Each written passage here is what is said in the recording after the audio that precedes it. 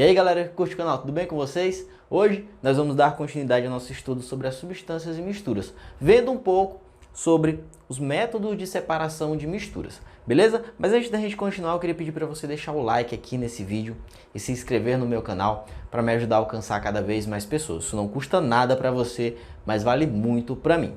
Então vamos lá, eu sou o professor Eduardo Souza e vou te ajudar a aprender Química de uma vez por todas.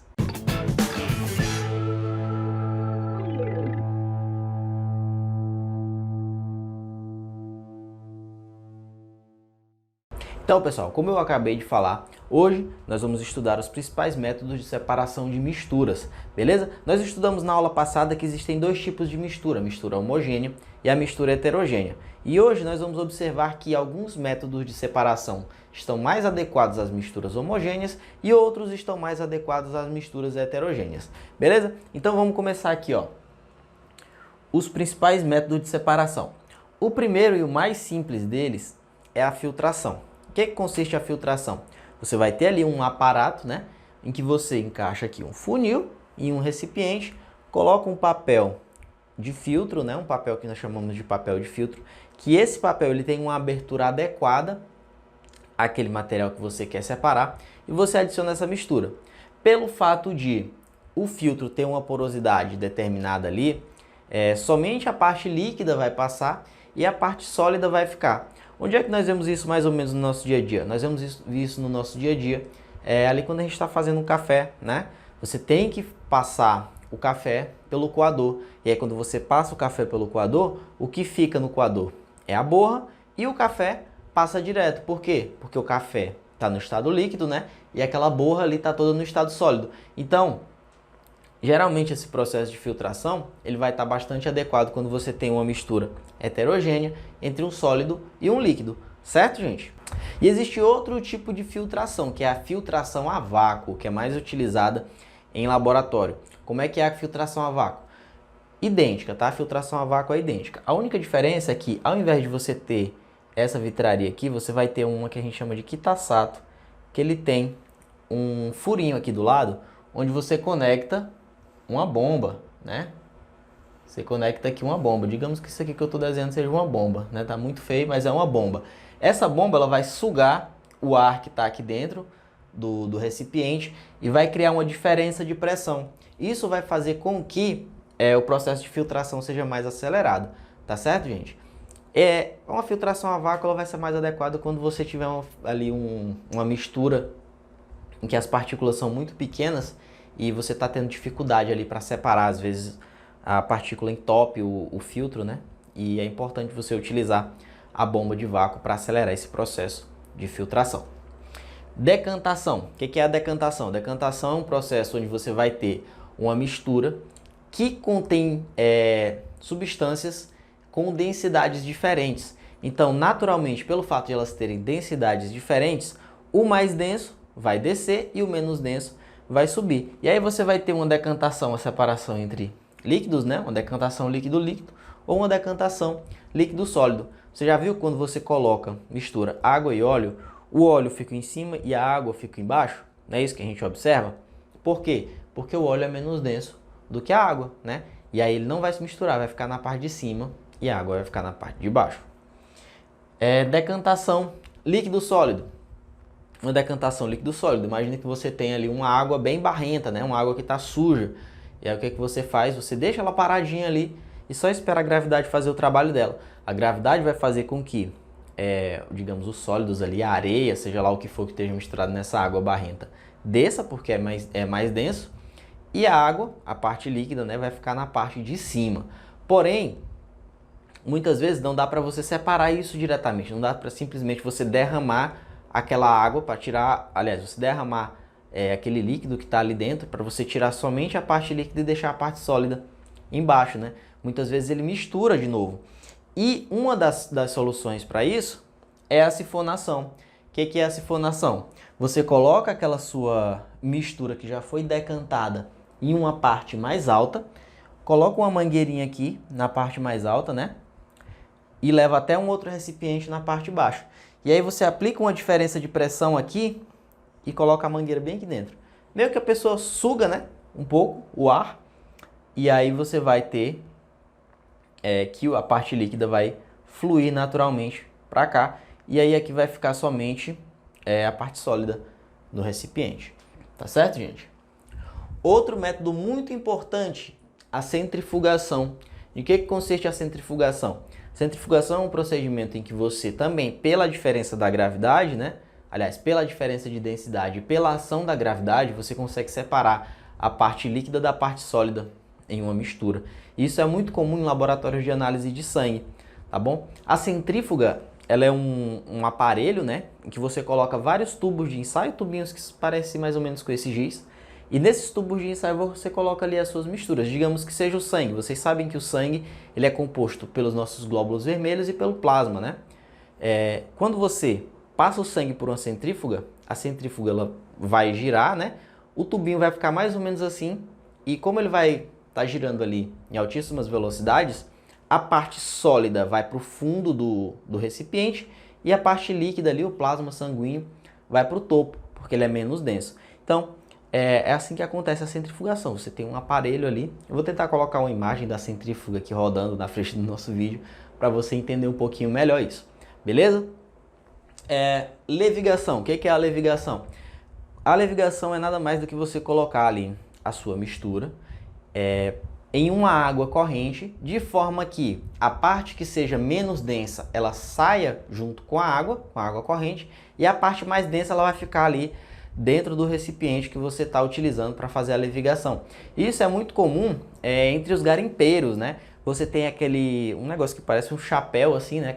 Acho que chama de bateia. Você coloca a bateia com a sua lama ali, né? Com aquela lama que você acha que tem ouro, e aí você coloca ela na água corrente e vai lavando aquele seu barro, né? O barro, por ele ser menos denso, ele vai junto com a água corrente, a areia, né? A poeira. E os metais, né, no caso, sei lá, o ouro, o chumbo, ele vai ficar no fundo da bateia. Então, esse é o processo de levigação. Você vai tirar com água corrente. Catação. Catação é bem simples, né? É quando você retira um sólido ali, separa dois sólidos, apenas pela observação dos diferentes grãos, né, que estão ali naquela mistura. E você, tenho certeza que você já fez isso na sua casa quando você está catando ali o feijão para fazer o almoço, né? Catando feijão, o arroz, você já viu a mamãe ou a vovó fazendo isso na sua casa, tá certo? Peneiração, também chamada de tamização.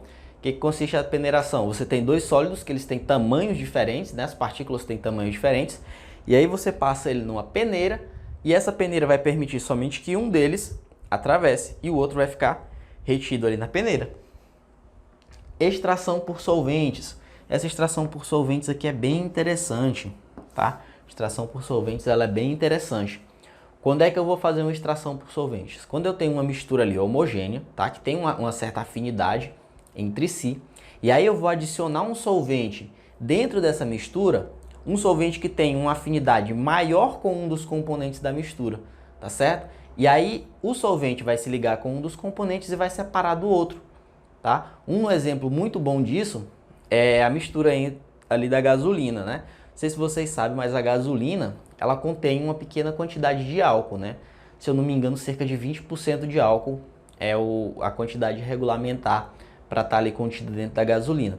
Quando os fiscais vão fazer os testes ali com a gasolina, né, para saber se está com a quantidade correta de água, o que é que eles fazem? Eles colocam algumas gotas de água dentro de um recipiente com a gasolina, e ao fazer isso, imediatamente o álcool vai se separar da gasolina pura. Por quê? Porque a água ela tem mais afinidade com o álcool do que a gasolina, e aí vai ocorrer essa separação.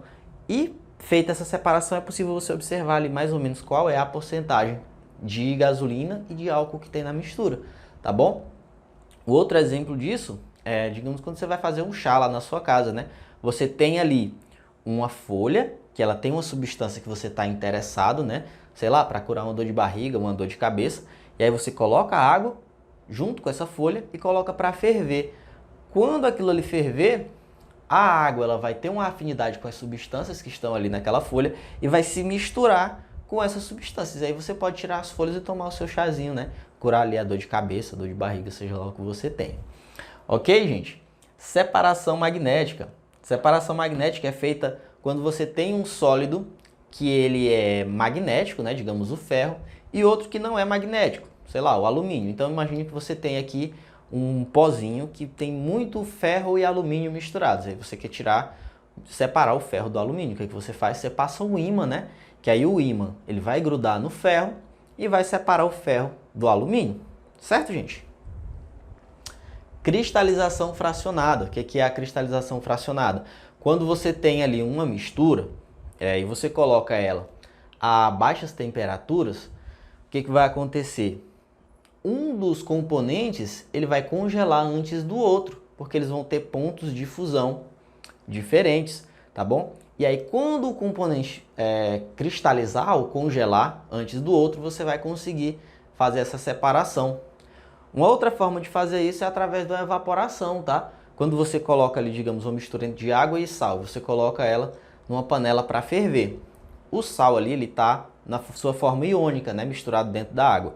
Quando a água evaporar, o sal não vai evaporar. Ele vai formar cristais dentro da panela. E também é um exemplo de cristalização fracionada, ok? E para finalizar aqui a destilação, nós temos dois tipos de destilação. Temos a destilação simples e a destilação fracionada. O que consiste a destilação? Na destilação simples, tá? Essa aqui é a destilação simples. Você vai ter uma mistura ali de dois componentes e o que vai acontecer? Você vai colocar isso daqui para ferver, tá bom? E pelo fato de esses dois componentes eles terem pontos de ebulição diferentes, tá bom? Um deles vai evaporar primeiro. Esse que evaporar primeiro, ele vai subir por aqui, né? Ele vai chegar aqui neste aparato aqui que nós chamamos de condensador, essa vidraria de laboratório que nós chamamos de condensador, que ela tem uma mangueira que passa água aqui por dentro, tá bom? Passa água aqui por dentro que promove uma diferença de temperatura, uma diminuição de temperatura. Então o vapor vai chegar até aqui e quando a temperatura diminui, ele vai condensar, vai passar para o estado líquido e aí ele vai descer por aqui por dentro, né? E cair aqui dentro da vidraria que nós estamos fazendo para coletar, né? Nós estamos utilizando para coletar, que no caso aqui é um Erlenmeyer. Qual é a diferença para a destilação fracionada? Na destilação simples, nós temos somente dois componentes da nossa mistura, tá bom? Na destilação fracionada, nós vamos ter mais de dois componentes da mistura, tá certo? E aí eu vou colocar aqui a minha mistura, né? Começar a aquecer. Aí lá vai a fração 1. A fração 1 sobe, né? Ela tem um ponto de ebulição mais baixo e ela vai evaporar. Vai chegar aqui no condensador, condensou, caiu aqui. Quando eu percebi que toda a minha fração 1 já condensou, eu tiro esse recipiente aqui e coloco outro. Vai a fração 2, né? Vai evaporar, vai condensar aqui, desceu, caiu no recipiente. Foi embora a fração 2, coloca a fração 3, né? Vai evaporar, condensou, caiu dentro do recipiente. Tirei o recipiente, tá certo? É sempre esse processo. Quando você fala em destilação, primeiro evaporação, depois condensação. Evaporação, condensação. E esse processo de destilação fracionada ele é muito comum lá nas petrolíferas, né? Lá nos locais onde você faz aquela separação ali do petróleo. Você sabe que o petróleo ele é uma mistura de vários hidrocarbonetos, né? De várias substâncias diferentes, de vários tipos de óleos. E esses diferentes tipos de óleos tem uns que são mais pesados, né? Que demoram mais para evaporar e tem uns que têm maior facilidade para evaporar.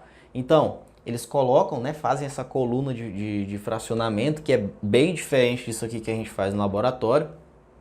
Colocam essa coluna de fracionamento, promovem ali o aquecimento e as frações que têm um ponto de ebulição mais baixo vão evaporar primeiro, vão condensar e cair lá num recipiente, digamos que a gasolina. A gasolina tem um ponto de ebulição mais baixo, ela vai evaporar primeiro, né? Aí você tem ali um óleo mineral, um óleo que você coloca lá no motor do carro, vai evaporar depois da gasolina.